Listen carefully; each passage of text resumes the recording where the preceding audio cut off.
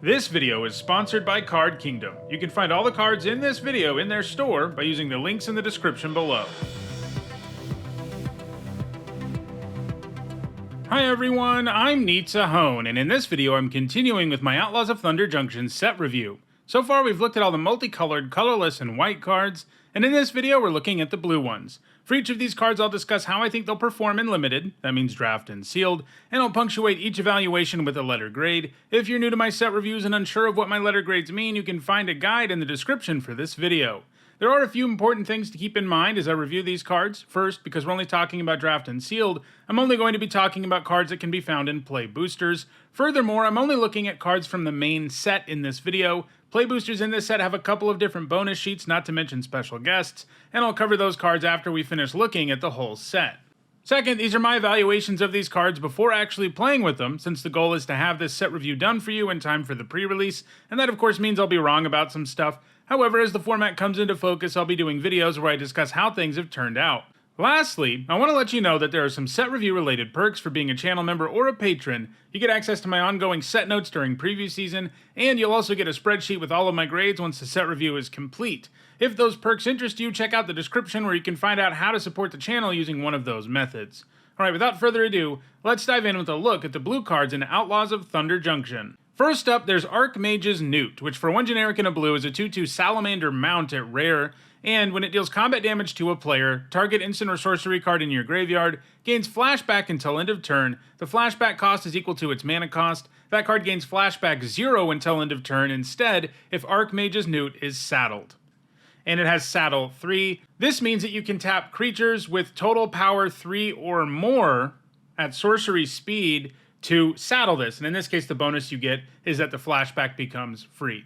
This is obviously a pretty nice combat damage trigger, and if you cast like a 1 mana removal spell early, firing it off again seems pretty doable. The saddle cost is pretty high, and it doesn't improve the Newt's ability to attack at all, but if you can find a way to get it in and cast spells for free, things will get silly in a hurry. Worth remembering that in the early game there often won't be anything worth flashing back. Still, it's a 2 mana 2/2 and it has some big upside. I'm giving it a B-. Next up, it's Canyon Crab, which for 1 generic and a blue is a 0/5 crab at uncommon. You can pay 1 generic and a blue and it gets +2/-2 until end of turn, and at the beginning of your end step, if you haven't cast a spell from your hand this turn, draw a card, then discard a card. A 2 mana 0/5 is an okay-ish blocker in the early game, and I like that this can actually turn sideways and represent some real offense in the mid to late game. Looting with this is really doable in blue, and obviously it has some synergy with itself, because if you choose to sink your mana into the crab's ability for your turn, you're going to get to loot. Obviously, you'll only do that when you don't have other stuff to do, but you can also set this up with plot and flash cards, which are plentiful in blue. I'm giving this a C+. Next up, it's Daring Thunder Thief, which for 3 generic and a blue is a 4/4 turtle rogue. At common, it's got flash, and it enters the battlefield tapped. Obviously, since it enters tapped, it can't pull off an ambush block, and if you really need a blocker at all, it's going to be a bummer if this is the creature you have in your hand. However, it is reasonably efficient, and the flash can allow you to leave your mana up for other purposes too, while also helping you trigger cards like the crab we just saw. I'm giving this a C.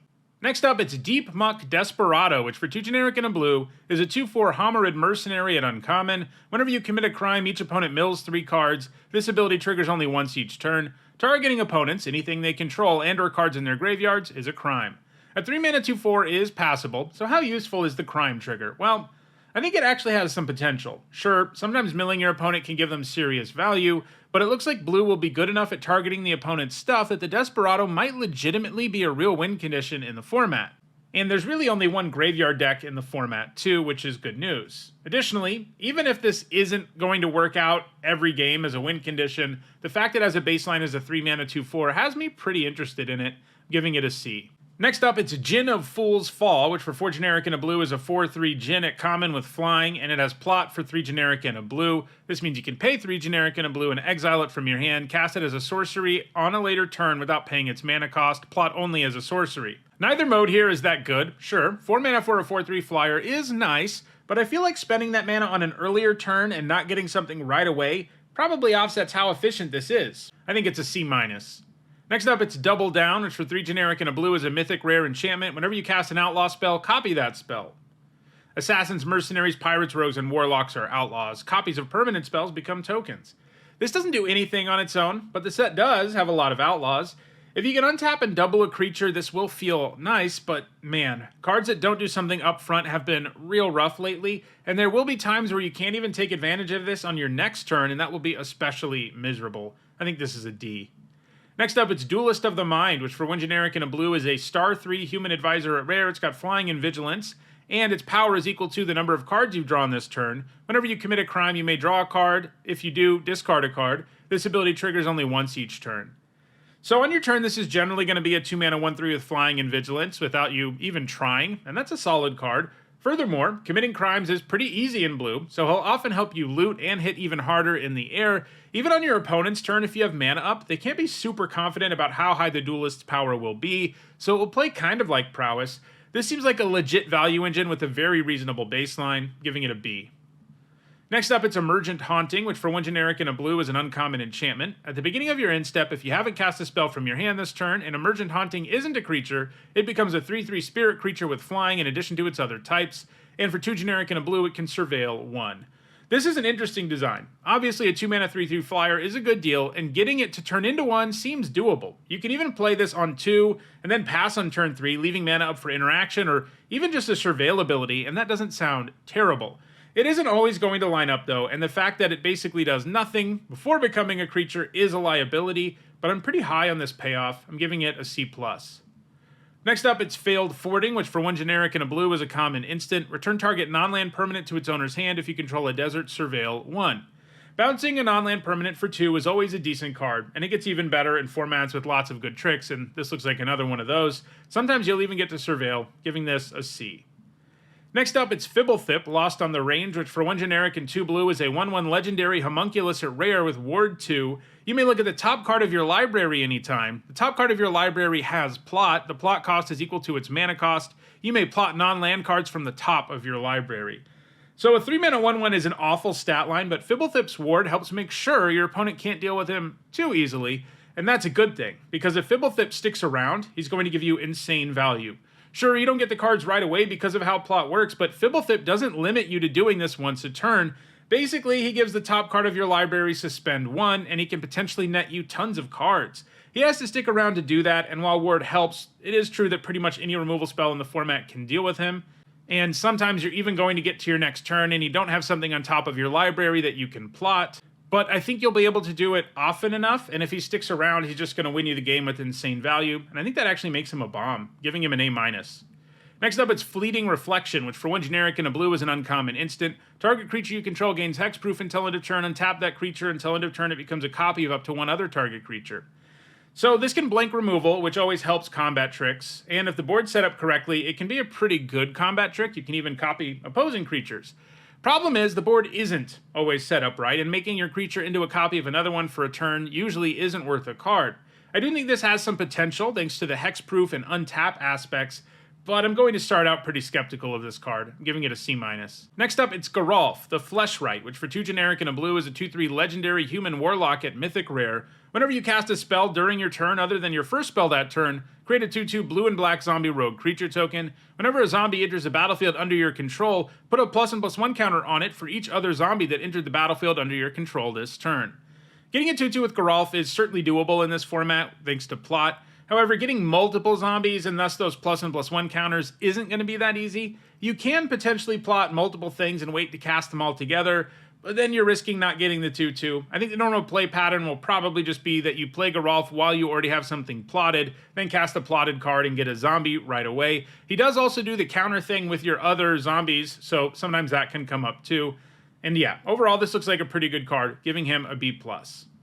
Next up, it's Geyser Drake, which for 2 generic and a blue is a 2/3 Drake at common with flying. As long as it's not your turn, spells you cast cost 1 less to cast.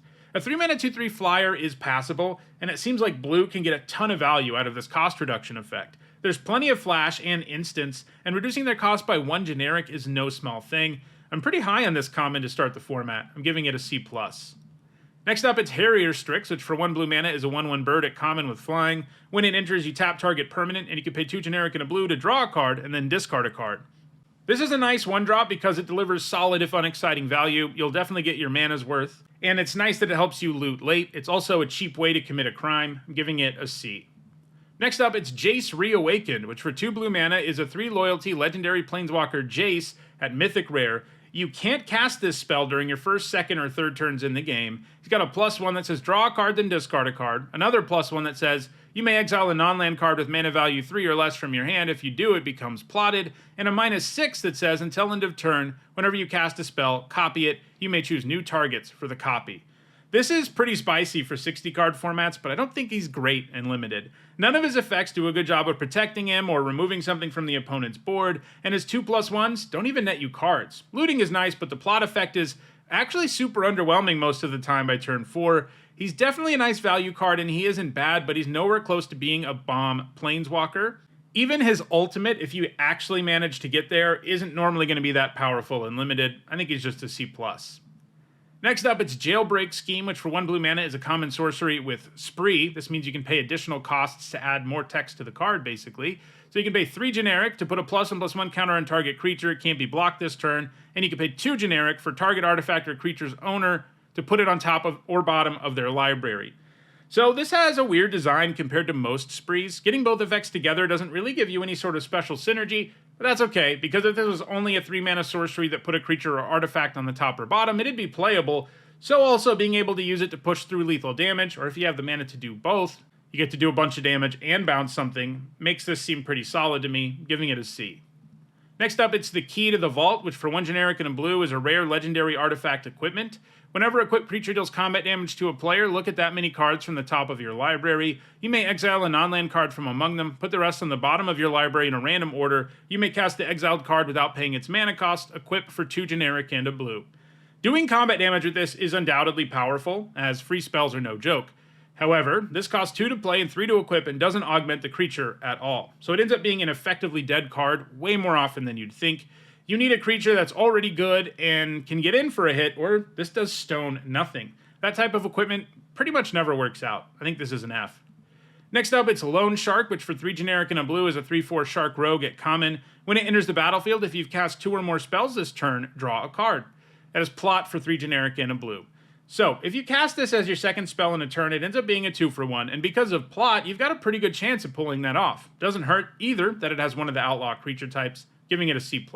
Next up, it's Marauding Sphinx, which for 3 generic and 2 blue is a 3/5 Sphinx Rogue at uncommon. It's got Flying, Vigilance, and Ward 2, and whenever you commit a crime you surveil to, this ability triggers only once each turn. A 5 mana 3/5 with Flying, Vigilance, and Ward 2 is a C+ at worst, so getting to surveil when you commit a crime is some pretty nice gravy. It certainly isn't the most insane crime payoff, but improving your draws and loading your graveyard definitely has value, giving it a B-. Next up, it's Metamorphic Blast, which for 1 blue mana is an uncommon instant with Spree. You can pay 1 generic to have target creature become a white rabbit with base power and toughness 0/1 until end of turn, and you can pay 3 generic to have target player draw 2 cards. This is really interesting. I'm not normally big on the effects that shrink a creature until end of turn, but when you staple a draw 2 to it, it gets way better. The rabbit mode can be a removal spell when things line up just right, so this can generate a 3-for-1. I definitely wouldn't count on lining that up all the time, but this card has a really high ceiling and the floor isn't too shabby. I'm giving it a C+. Next up, it's Nimble Brigand, which for 2 generic and a blue is a 1/3 human rogue at uncommon. It can't be blocked if you've committed a crime this turn, and when it deals combat damage to a player, draw a card. I'm all about thieving magpie type creatures, and this one looks nice. Sometimes to commit a crime you have to use up a card, but the Brigand makes sure you get that card right back. And when you don't use up a card to commit a crime, like you play one of the desert dual lands that pings your opponent, it's going to feel even more insane. It does have an ugly stat line, and that holds it back significantly, but drawing cards with this is very doable in blue decks. I'm giving it a C+. Next up, it's Outlaws Stitcher, which for 3 generic and a blue is a 1/4 human warlock at uncommon. When it enters the battlefield, you create a 2/2 blue and black zombie rogue creature token, then put 2 +1/+1 counters on that token for each spell you've cast this turn, other than the first. And it has plot for 4 generic and a blue. A 4 mana 1/4 that makes a 2/2 zombie is already a card you always play. So, you mix in the ability to have that token be larger sometimes, which you can set up things to plot, and we've got a very nice uncommon on our hands. I think it will frequently just be better to run this out on 4 rather than plot it, but if you're in a spot where that 1/4 and 2/2 don't make enough of a difference, it's nice that you can make the card even more efficient on a later turn. I'm giving this a B. Next up, it's Peerless Rope Master, which for 4 generic and a blue is a 4/4 human rogue at common. When it enters the battlefield, return up to 1 target tapped creature to its owner's hand. I love 5 mana 4/4s that bounce stuff, but they have been getting worse lately. This is because of things like enter the battlefield abilities and ward, but only being able to go after a tapped creature is a huge downgrade too. It won't always have a target, and not being able to get a blocker out of the way really matters because that's one of the best things you can do with this kind of creature. It probably isn't terrible, as it's a relatively big body that lets you bounce something reasonably often, but this isn't something that's always going to make the cut. I'm giving it a C-. Next up, it's Phantom Interference, which for 1 generic is a common instant. It has Spree. You can pay 3 to make a 2/2 white spirit creature token with flying, and you can pay 1 to counter target spell unless its controller pays 2.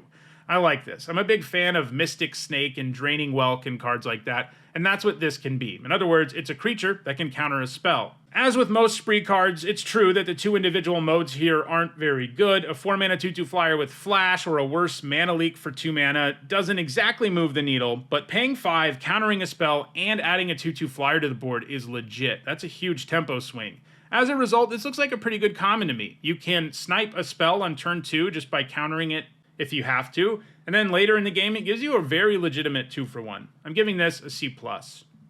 Next up, it's Plan the Heist, which for 2 generic and 2 blue is an uncommon sorcery. It says Surveil 3 if you have no cards in hand, then draw 3 cards, and it has Plot for 3 generic and a blue. I like that they give you a bonus here for having an empty hand. That makes this much better in the late game, and better if you have lots of plot stuff around too. 4 mana to draw 3 is a pretty good rate, so even though this doesn't add to the board, something that can be very dangerous, I think blue decks are pretty happy running one of these most of the time. A 3-for-1 is worth the risk. I'm giving the first copy a C+. Next up, it's Razzle Dazzler, which for 1 generic and a blue is a 1/2 human wizard at common. Whenever you cast your second spell each turn, put a +1/+1 counter on Razzle Dazzler. It can't be blocked this turn. This will be a nice aggressive card for some blue decks. Sure, it works nicely with Plot, but if you've got a low curve anyway, you can find yourself triggering this on turn 3 and 4 just by playing out more creatures, and if you're doing that, the game is going to be kind of out of hand.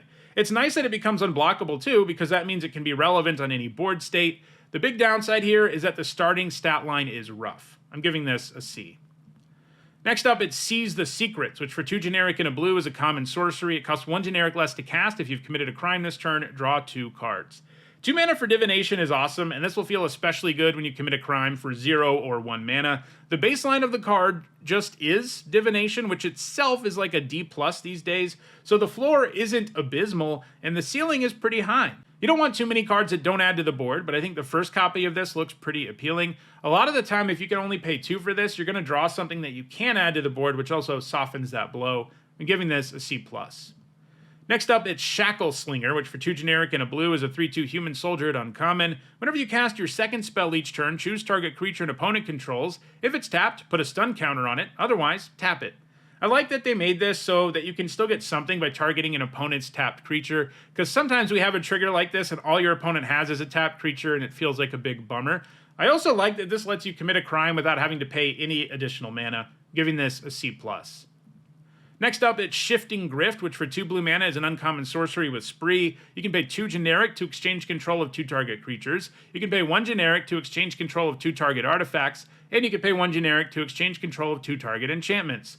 This is a cool design, but I'm pretty skeptical this will be worth it in Limited. The idea is that you give your opponent something worse than what you steal, and that will be the easiest to accomplish by exchanging creatures, but board states where that's worth doing just don't show up often enough in Limited. If you're only getting a somewhat better permanent back, you're coming out behind because you used up a card to do it.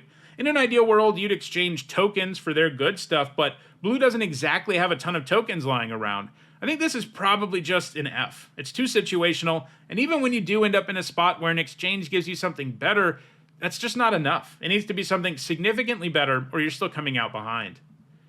Next up, it's Slick Shot Lockpicker, which for 2 generic and a blue is a 2/3 human rogue at uncommon. When it enters the battlefield, target instant or sorcery card in your graveyard gains flashback until end of turn. The flashback cost is equal to its mana cost, and it has Plot for 2 generic and a blue. Snapcaster Mage is back. Okay, well obviously not quite as good as Snapcaster, the Lockpicker still looks pretty good. The ideal way to use it is with Plot, because then you're more likely to have the mana to flash something back on your turn, but it's also a great late game top deck where you're likely to have the mana to play it and flash something back. There are going to be times where you just have to run this out as a 3 mana 3/2, but that's the fail case, and that still means it can probably trade off for something. I'm giving this a B. Next up, it's Slick Shot Vault Buster, which for 2 generic and a blue is a 1/4 human rogue. At common, it's got vigilance, and it gets +2/+0 as long as you've committed a crime this turn. So how good is a 4 mana 3/4 that always has vigilance? Well, it's okay, probably a C at best. This is pretty far from always having it though. I mean, committing crimes is doable, of course, but it's still pretty far from always being a 3 mana 3/4, especially because it won't be as soon as your turn ends where you've committed a crime, so it's not going to be a 3/4 on your opponent's turn and on your turn. And one of the good things about vigilance creatures is that they can block and attack effectively, but this won't be as true here. I think this is probably just a C-. Next up, it's Spring Splasher, which for 1 generic and a blue is a 2/1 frog beast at common. When it attacks, target creature defending player controls gets -3/-0 until end of turn. This can be a pretty nice 2-drop in the early game because if your opponent has like one creature around, giving it -3/-0 means basically they can't block Spring Splasher or your other small creatures. It's also a trigger that commits a crime for free, which matters, but it does have diminishing returns. It gets worse the longer the game goes on. It is true that it can make attacks better for your other creatures, but like as soon as your opponent just leaves 2 blockers back, you're suddenly just like unable to attack, and I don't love that. I'm giving it a C-. Next up, it's Step Between Worlds, which for 3 generic and 2 blue is a rare sorcery. Each player may shuffle their hand and graveyard into their library. Each player who does draws 7 cards. Exile Step Between Worlds, and it has plot for 4 generic and 2 blue. Time Twister effects just aren't worth it in Limited. You just can't manufacture enough situations where you do better than your opponent does, especially because they're usually the ones who get to untap with all of their mana available. But adding plot to the mix is interesting because that means you can reload your hand and have all of your mana available if you do it that way. But that also means you spend 6 mana to not add anything to the board on the previous turn, and that can spell doom in many, many cases. I think I'm starting this out as an F. Next up, it's Stoic Sphinx, which for 2 generic and 2 blue is a 5/3 Sphinx at rare. It's got flash and flying, and it has hexproof as long as you haven't cast a spell this turn. This is pretty sweet. A 4 mana 5/3 with flash and flying is already a B+, and this is going to have hexproof reasonably often, especially during your turn in blue decks with lots of plot and flash. And it's also reasonably likely to have it on your opponent's turn, which in some cases is even better because that means neither their sorcery spells or instants can target it. This is a quick enough clock, it's efficient enough and hard enough to kill that I think it's a bomb, giving it an A. Next up, it's Stop Cold, which for 3 generic and a blue is a common enchantment aura with flash. It can enchant an artifact or a creature. When it enters the battlefield, it taps enchanted permanent, and enchanted permanent loses all abilities and doesn't untap during its controller's untap step. Giving this blue removal spell flash and letting it shut down abilities goes a long way towards making up for the problems most of this kind of effect usually has, because normally your opponent's static and activated abilities are still available even when you use a card like this, and that's brutal. But it's still pretty clunky and certainly not a super efficient spell. I'm giving it a C. Next up, it's Take the Fall, which for 1 blue mana is a common instant. Target creature gets -1/-0 until end of turn. It gets -4/-0 until end of turn instead if you control an outlaw. Draw a card. Adding draw a card to this kind of effect is a huge deal because it isn't that easy to actually get an effect that is worth a card when you cast it. The times where you can, like when you triple block something and lower its power by 4, it's going to feel insane, and the baseline is a 1 mana card that draws you a card, and it's also a cheap way to commit a crime. It's probably a C. Next up, it's This Town Ain't Big Enough. For 4 generic and a blue, it's an uncommon instant. This spell costs 3 generic less to cast if it targets a permanent you control. Return up to 2 target non-land permanents to their owner's hand. This is an interesting design. You can choose to bounce 2 things of your opponents for 5, or you can pay 2 mana to bounce 1 of their things and 1 of yours. You can also choose to target 2 of your own things, I guess, but that's probably not the most optimal. Mostly this is a card that can generate tempo, but you go down on card advantage, but the fact that is this modal does make it possible to get cards out of the deal, too. You can bounce something your opponent targets with removal, for example, while bouncing something of theirs. If you're casting it for the reduced cost, it's a pretty cheap way to commit a crime. Still, it's situational enough that I think it's probably just a C. Next up, it's 3 Steps Ahead, which for 1 blue mana is a rare instant with Spree. You can pay 1 generic and a blue to counter a spell. You can pay 3 generic to create a token that's a copy of target artifact or creature you control, or you can pay 2 generic to draw 2 cards, then discard a card. This reminds me enough of Sublime Epiphany to have me pretty interested in it. It's not quite as good as that, as to get the full complement of effects you're going to need to spend 8 mana, but even just getting 2 of these is pretty huge. And even if you're only getting 1, each of these effects is individually okay, so the modality here is pretty powerful. The times where you counter a spell and make a copy of your best creature are going to be especially awesome, and well worth the 6 mana this asks for. I'm giving it a B+. And our last blue card is Visage Bandit, which for 3 generic and a blue is a 2/2 shapeshifter rogue at uncommon. When it enters the battlefield, it does so as a copy of a creature you control, except it's a shapeshifter rogue in addition to its other types, and it has plot for 2 generic and a blue. 4 mana clones that can only copy your side of the board don't tend to be very good, as getting another copy of your best creature is frequently just not worth 4 mana, but by throwing plot into the mix, you can pay a discounted cost and then wait to play it until you do have something more attractive to copy, while also, of course, getting all kinds of synergy bonuses for plotting in the first place. I think this is a C+. So those are all the blue cards in Outlaws of Thunder Junction. In the next video, I'll look at all the black cards. If you enjoyed this video, please like it and share it so that others can enjoy it too. If you want to make sure you catch future videos, including the rest of this set review, don't forget to subscribe. And if you want to catch up on the set review videos that are already out, you should see a playlist on your screen shortly. Thanks for watching.